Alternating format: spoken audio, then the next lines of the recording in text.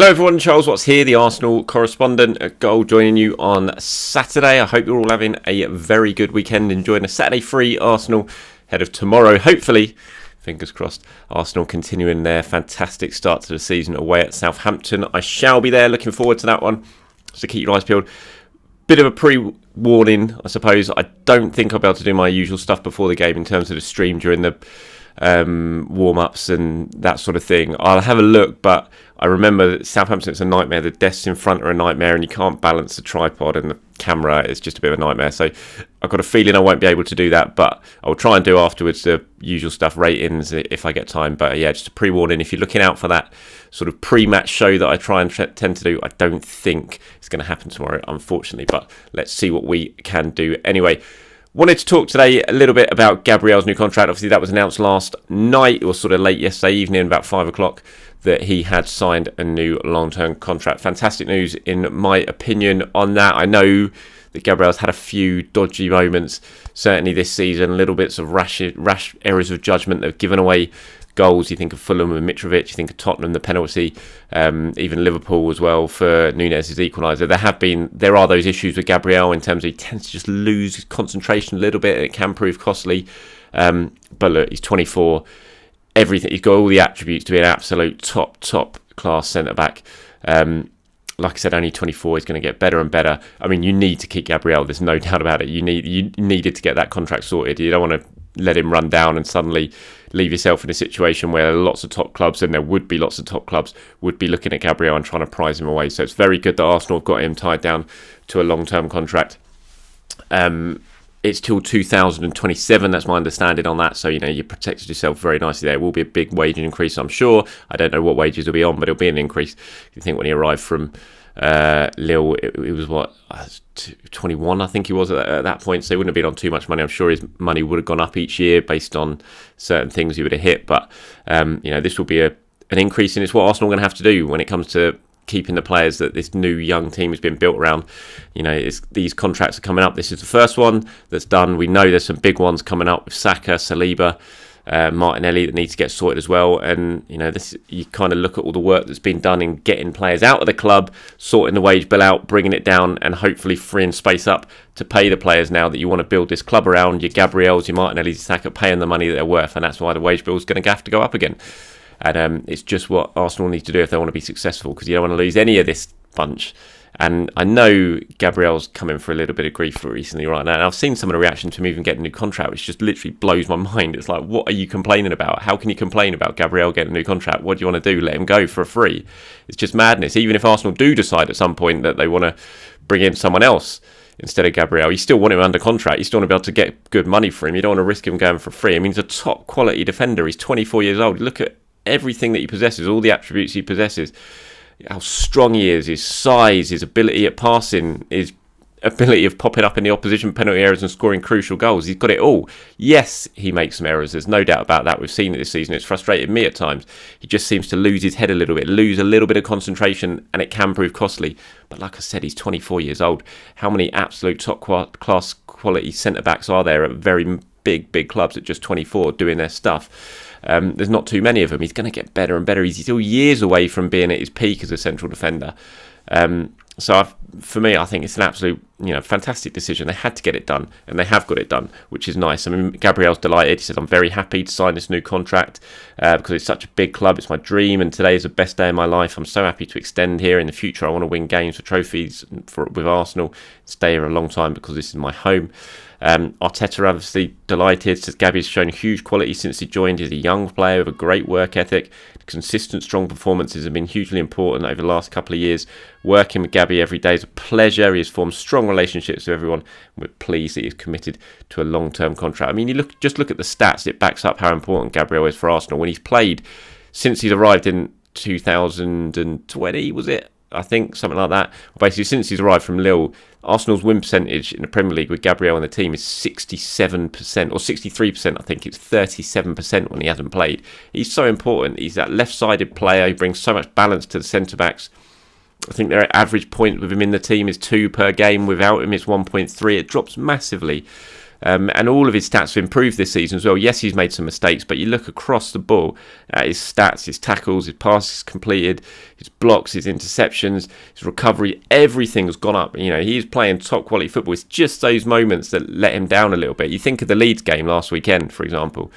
The incident he got involved with, but fortunately didn't end up costing Arsenal because VAR got involved and the penalty, the red card, was overturned.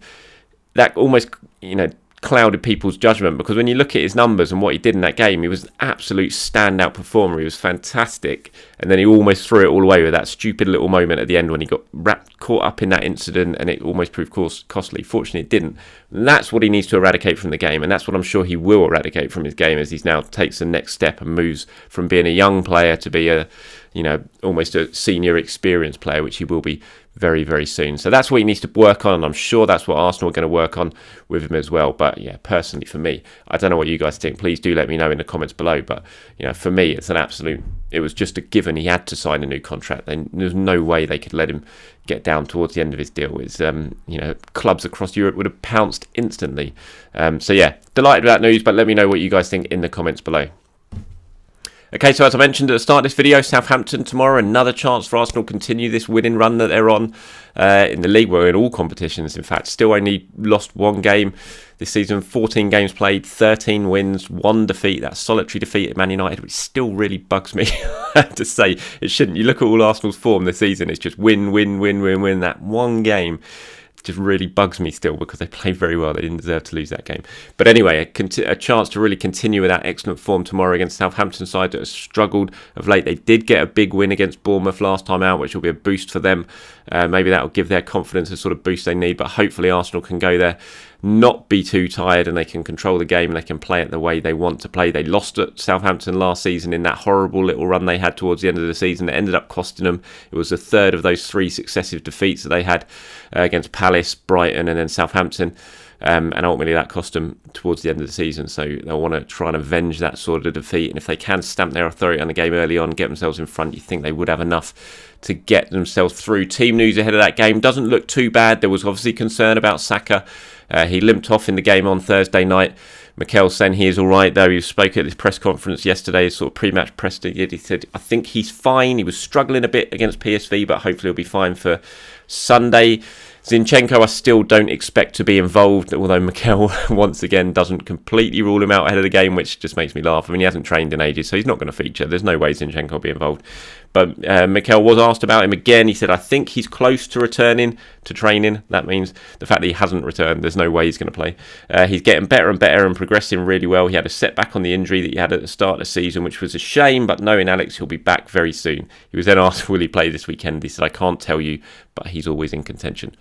I think, it doesn't take a genius to work out that if he's not been training and hasn't been training for 3 weeks nearly, he's not going to play against Southampton. So he'll be ruled out. Saka, hopefully fine. Martinelli seems like he's fine as well. He had a difficult week last week with his illness, a little bit of a calf injury as well, but he came on against PSV, and I fully expect he will be involved as well.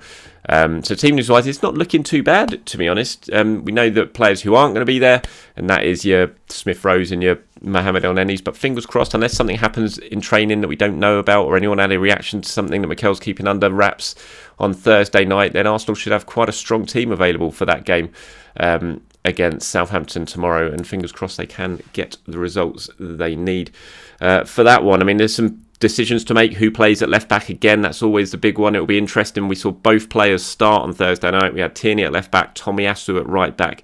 Obviously, with no Zinchenko around, we know that Ben White will come back in and play at right back tomorrow. So who continues to fill in for Zinchenko at left back? Personally, I think Tomiyasu is going to get the nod again. The fact that he came off with about 20 minutes to go against PSV and Tierney stayed on, for me, I thought that was a little bit of a giveaway, perhaps, that he will be starting at left back on tomorrow. And given the way he's played there, I think it's really hard. I think it's still harsh on Tierney, and I'm sure he's not going to be happy about the situation. You kind of thought maybe it was a one-off against Liverpool tactically to deal with Salah, but he played so well in that game, Tomiyasu. It was hard to leave him out at the next game, and then the fact he played well in that one as well, it's like you can't really take him out the side. So I think personally it'll be Tomiyasu, and like I said, I thought the fact that he came off 20 minutes from time against PSV was pretty telling in that regard. But other than that, I mean, the team pretty much picks itself if no one's injured, and if Saka does indeed make it, which it looks like he will, then I don't think it's going to be too many surprises. There is a possibility if Saka doesn't play, then who do you start on the left? On Thursday night, you had Nketiah playing there, which I didn't like that much. I think if Nketiah plays, you need to play him centrally. I think you're probably going to get a little bit more of Gabriel Jesus playing out as a left-sided player than you would Nketiah. So I was a bit surprised on Thursday night that that's how he lined up. But, who am I to argue Mikel at the moment? Can't really argue him considering the results that they're picking up. So that's it, sort of team news-wise ahead of that game against Southampton. Predicted 11-wise, as I've just been saying, it pretty much picks itself. I think the one issue is at left-back, but if, as expected, as I said, Tomiyasu plays there, then you sort of look at that 11, it's going to be Ramsdale in goal. We know that. He's going to come back in for Turner. Then you're going to have Ben White at right-back. You're going to have Saliba and Gabriel as the two centre-backs. Tomiyasu at left-back. Thomas Partey comes back into the starting 11 as that holding midfielder. Then it's going to be Odegaard and Granit Xhaka ahead of him. And then Martinelli, Gabriel Jesus and Bukayo Saka, providing Bukayo Saka is past fit. So it's just a relatively easy predicted 11 to choose, this one, barring, like I said, any injuries. And if that is the 11 that starts, you feel that should be enough to get the job done against Southampton. You can never count your chickens. You know full well it's a Premier League game. Like I said, Arsenal lost at Southampton last time out in the Premier League. So nothing's ever a given in this league. But the way Arsenal are playing, the strength that they've got, the way the players are performing together and how well they know each other in this system, you just feel that as long as they start well, they don't do anything stupid, they don't let themselves fall behind early on, something like that, when they can get a foothold in the game, which they've been doing so well this season, then they should have too much for a Southampton side that haven't been great. But we'll have to wait and see on that one. Let me know what you guys think about anything I've said in this video. As I said, the Gabriel stuff, the team news-wise, do you think Arteta should risk Bukayo Saka? We've seen the comments that he's made this week. He said in the press conference after the game on Thursday night, he talked about players being fit to play 70 games a season. I know that's generated quite a bit of debate. I'm sure sports scientists might not have been too happy with it, but Mikel seems to be saying, look, I'm going to play Bukayo Saka. I think he can cope with it. What do you think with that? Do you think he's taking a little bit of a risk, or do you sort of agree with Mikel and think, let's play, Saka can handle it, he can play as many games as he wants?